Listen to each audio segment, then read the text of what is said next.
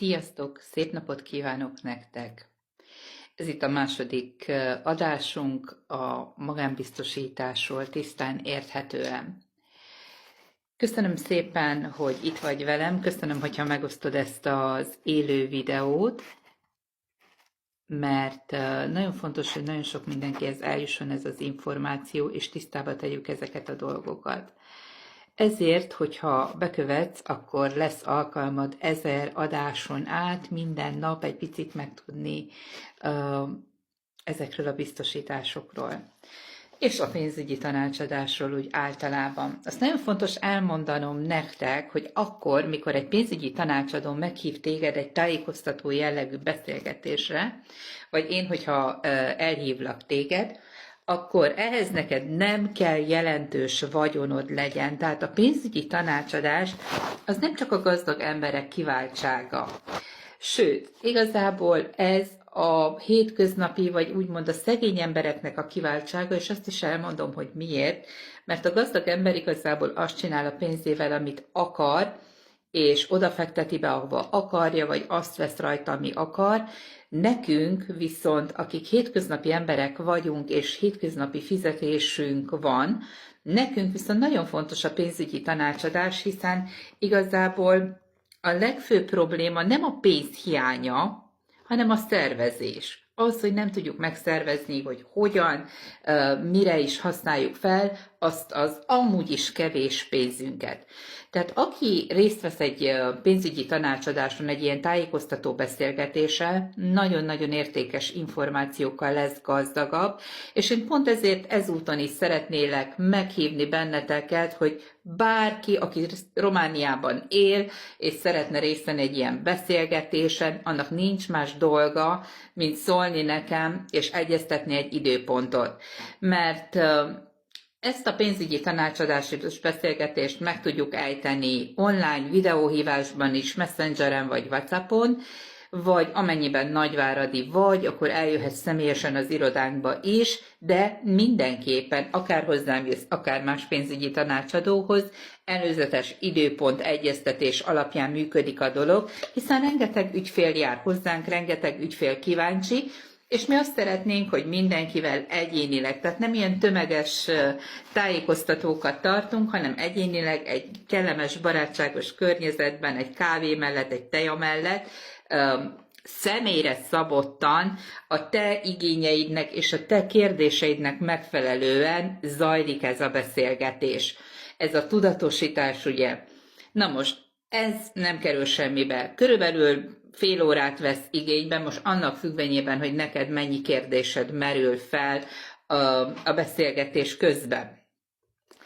Miért fontos az, hogy a hétköznapi emberekhez eljusson ez a pénzügyi tanácsadás, ez a pénzügyi tudatosítás, ez a tájékoztató jellegű beszélgetés? Hát pont azért, hogy tisztában legyetek avval, hogy mennyi óriási lehetőségetek van problémák esetén.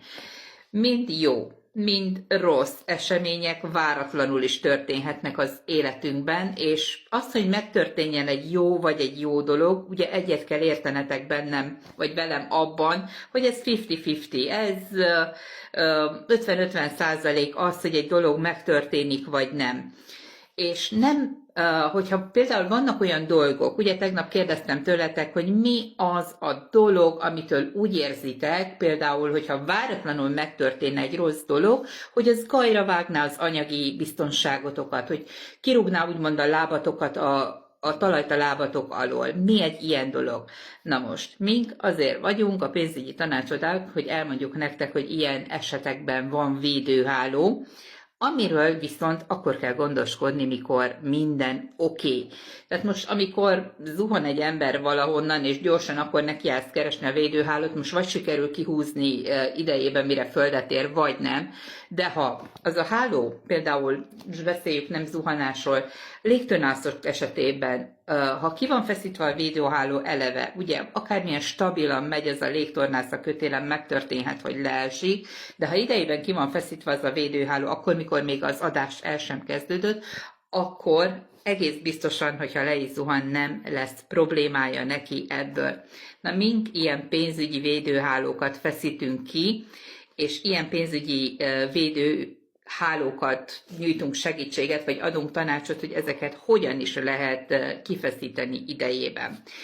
Mi nagyon sok mindennel foglalkozunk a biztosító társaságnál, például egészségüggyel, lakással, életbiztosítással, gyermekeknek történő megtakarításokkal, és én azt mondom, most azok a dolgok, amik például a negatív dolgokra vannak, mint az életbiztosítás, betegségbiztosítás, az a legjobb biztosítás, amit nem veszel igénybe, de mégis tudod, hogyha bármi történik, ott van egy ilyen védőháló.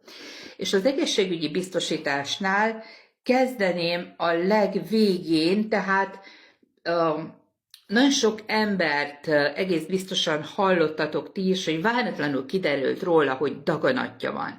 Vagy váratlanul kiderült róla, ugye, hogy rákos, bármilyen rákos betegedése van, és ilyenkor a hozzátartozók kétségbeesetten Facebookon keresztül kérnek vagy anyagi segítséget a kezelésekre, vagy vért, donációkat, vagy segítséget arra, hogy ki tudjanak menni vele külföldre, vagy beteg gyerekeknek gyűjtenek. De ha te ezt a védőhálót, amiről beszéltem, kifeszíted akkor, amikor még nincsen probléma, akkor abban a pillanatban, amikor megtörténik a probléma, megteheted azt, vagy lehet abban a kiváltságban részed a nehéz helyzetben, hogy nem kell az anyagiakon törnöd a fejedet, hanem oda mehetsz kezeltetni a gyermekedet, az anyádat, a testvéredet, a párodat, vagy magadat, ahova szeretnél.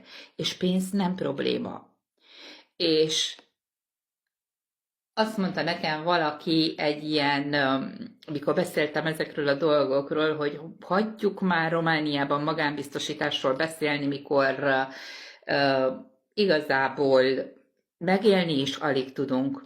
Na most, ha részt vennél egy ilyen tájékoztató beszélgetésen, akkor rájönnél arra, hogy a magánbiztosítás egyáltalán nem drágább, mint az állami biztosítás, viszont sokkal, de sokkal több mindenre nyújt védelmet, sokkal precízebb, sokkal finomabb, sokkal emberibb körülmények között nyújt védelmet. A célom nem az, hogy eldöntsem azt, hogy hol jobb, magánklinikán vagy államiban, hiszen akinek valaha volt része egyikben is, másikban is, a saját maga is el tudja dönteni, hogy hova szeretne menni. Hiszen a magánbiztosítást igazából mind a két részen tudod használni, és ami jó hír, hogy még külföldön is tudod használni. Ha szeretnél egy ilyen tájékoztató jellegű beszélgetést, akkor nincs más dolgod, mint szólni nekem. Ha pedig azt szeretnéd megtudni, hogy neked mennyibe kerülne például egy egészségügyi biztosítás, akkor nincs más dolgod, mint megírni kommentbe azt, hogy hány éves vagy.